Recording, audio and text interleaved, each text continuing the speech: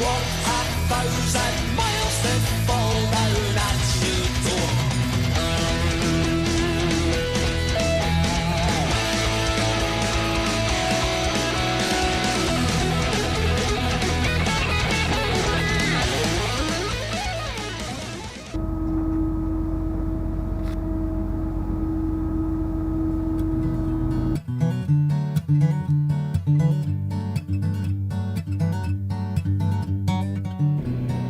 That would be our first crannock of the day then, Martin.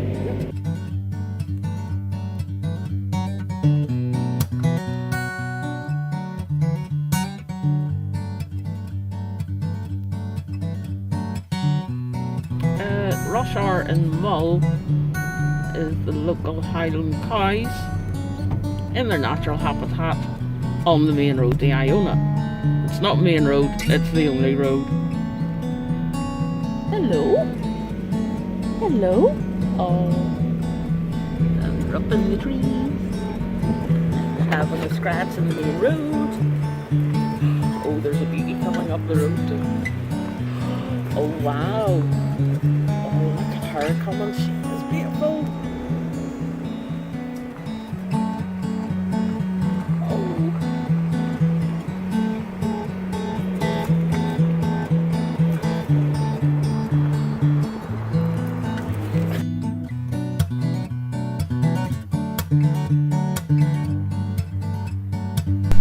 Well, we've made it to Fionnphort and we've got to get the ferry over to Iona. Hurry up, I might get this one. You'll vault it? Yeah.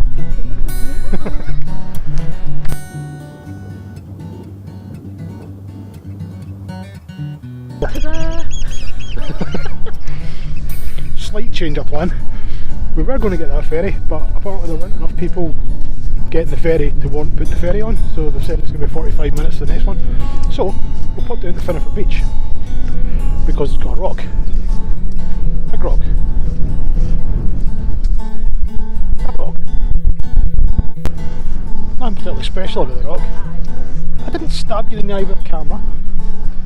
Watch puddle. Yeah, this big rock. It's pink granite, yeah.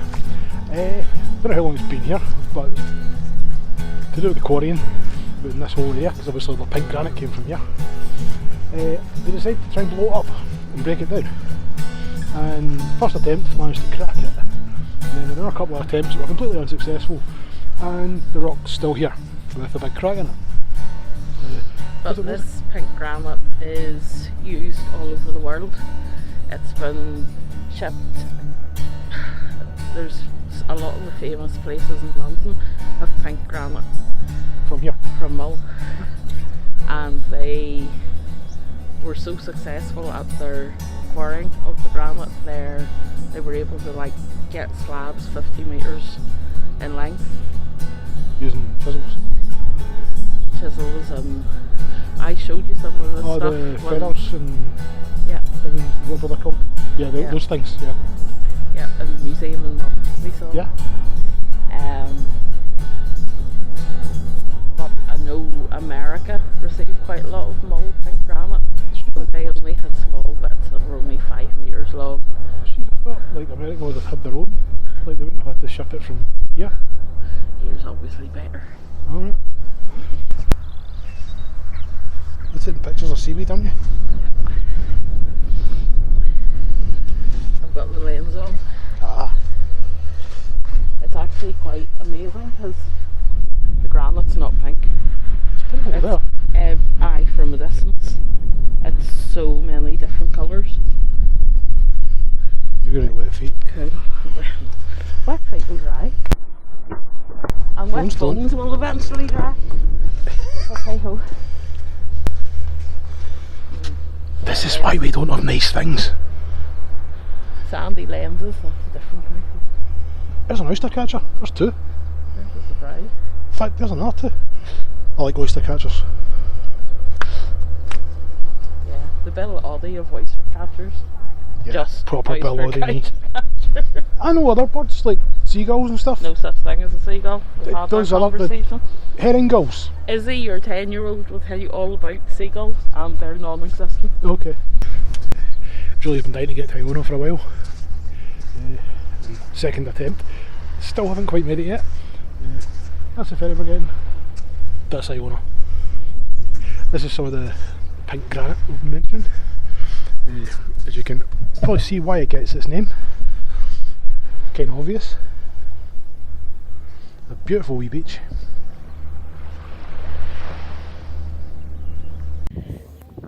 It's not really pink granite. There's so many more colours to it than pink.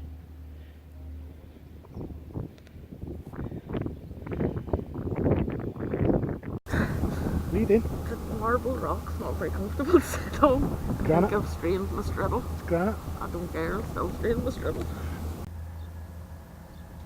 In different direction in the cars. No idea why, but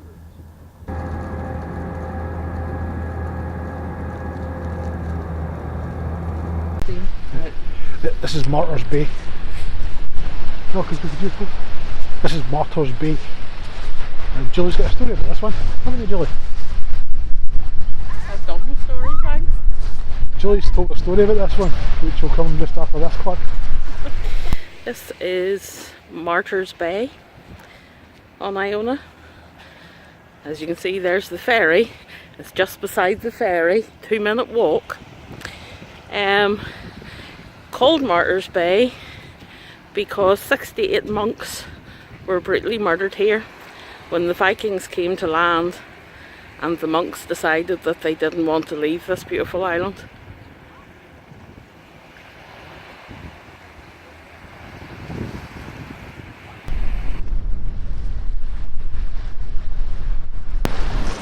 So you just need to one wee quick look around and see the geology around here, just the rocks on the beaches. There's just so many different types of rock. Northern Iona are partly volcanic, partly sedimentary. You know, there's lots of metamorphic and igneous rocks. It's everything. Really quite cool. Despite the Augustinian Nunnery being built here in the 1100s and the Benedictine monks arriving here in the 1200s, this has been a centre of religion and ritual from 100 AD. I'm going to reverse away from the incoming tide. There are also stories of Lovecraftian monsters who came and fed and feasted on these islands, and people would have come over and made sacrifices to try and remove them from the area.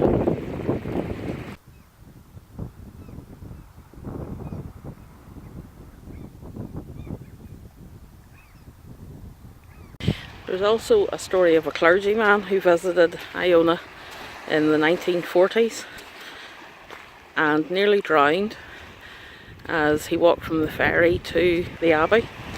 He thought he was on the causeway, he could see it, no one else could, and his friends had to save him. There's also stories of the abbey being empty and you can still hear singing, and Viking ghost ships appearing up to let marauders off to attack the abbey. It's an island that is obviously the base for Christianity, but they say the air is thin here, and as we keep going around the island you will realise that it's not just Christians that find comfort on this island. It has a darker side as well.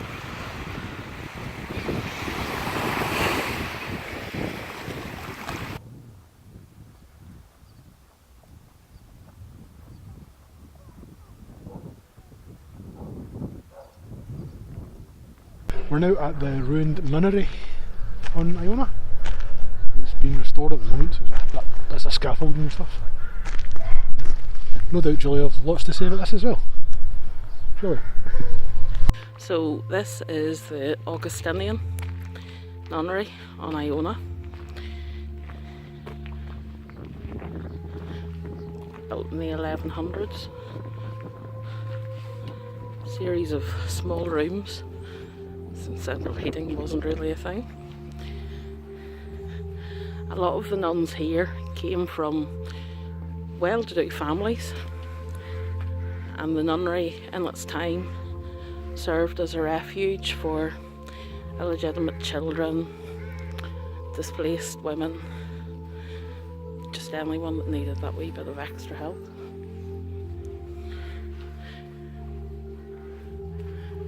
The windows, the shape of these windows is a traditionally Irish design, which would make sense since Columba was the first dude over here. I think there's doors somewhere as well that have that sort of arched point to it that refer to the fact that it has Irish roots. Here we've got a bunch of old grave slabs and the nuns that were buried here.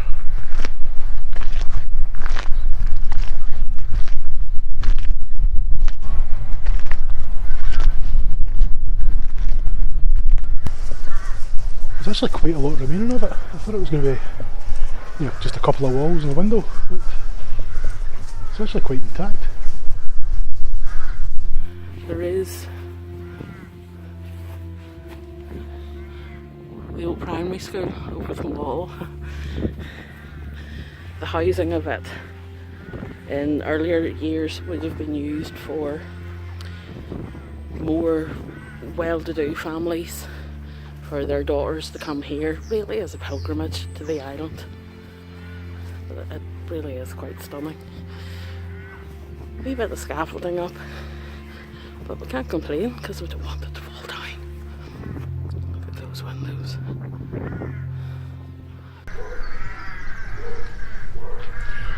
And this is the sacristy.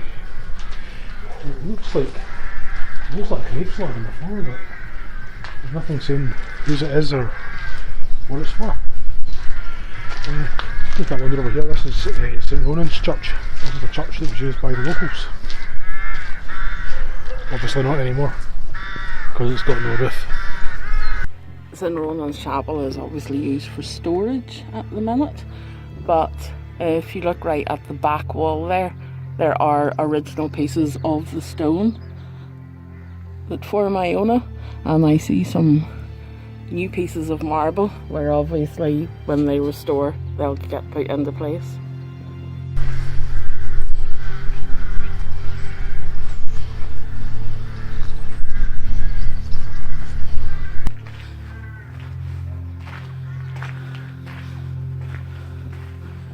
To the sacristy. I shall try and get a nice view out the window. It'll probably just be sky because I'm quite short. Oh no, we're getting a view.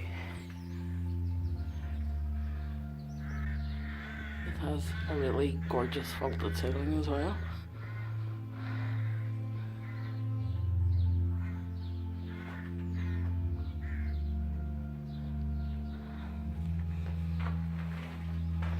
And obviously, like so many churches and monasteries and abbeys that we go to, it has a little ducat where the offerings would have been placed.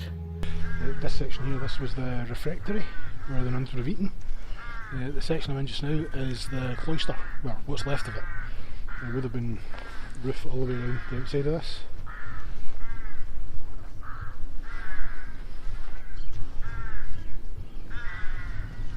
Still in the sacristy, and you can see, even though it's been well worn by the weather, that this really has quite a lot of detail on it and must have been really quite magnificent when it was first put in place.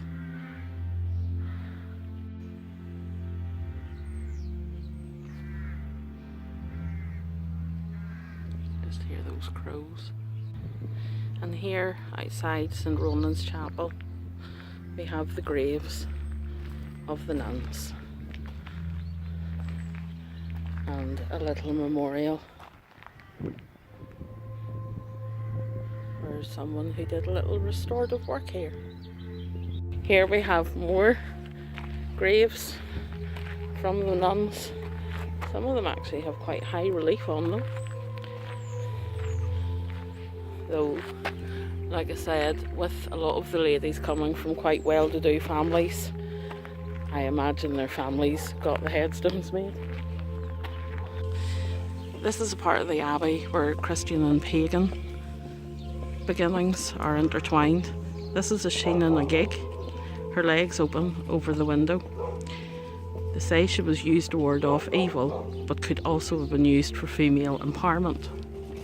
Totally unrelated, but I would like to work in Iona Primary School since they are planting, they are composting, planting trees, they've got really cool things to swing off. Ooh, to be a child in Iona. Here in the corner of the site I have a couple of cross slabs. The crosses aren't here, but I imagine that we're probably going to see more than our fair share of crosses as we travel around Iona today.